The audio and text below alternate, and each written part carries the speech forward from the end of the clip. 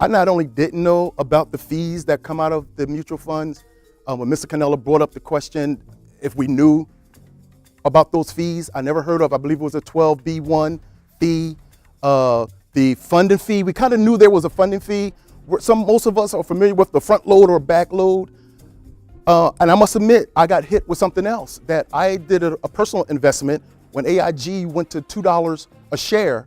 I bought shares of AIG, and whoever knew there was such a thing called a reverse split, I wound up with less shares, and AIG stopped Zoom, and I was left holding what little shares they left me with. So there was a bunch of knowledge given. I had not heard of the 12B1 fees, except for on the radio. And I had not understood what that was in the past couple of years listening to that.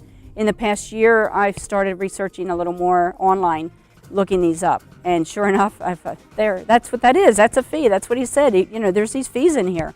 And it's not fees that they tell you about. They really don't even talk about the fees. You don't hear about any of the fees.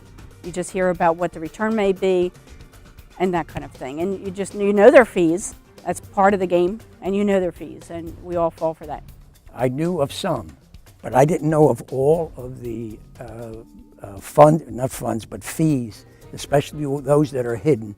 And if they're not hidden in their brochures or whatever, it's one of these tiny prints, especially with my bad eyes, I can't see it, so it might as well be hidden, that they do not tell the people.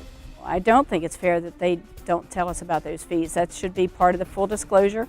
When you go to a doctor or something, you assign for treatment, you're supposed to sign informed consent. You don't sign for informed consent knowing what your fees are going to be and the risk that it may be. I have no problem with somebody taking a fee and making $1 as long as my account goes up and is in the affirmative, because this is still America and people have a right to make $1. It's when they become devious and secretive and become hurtful, which is not correct.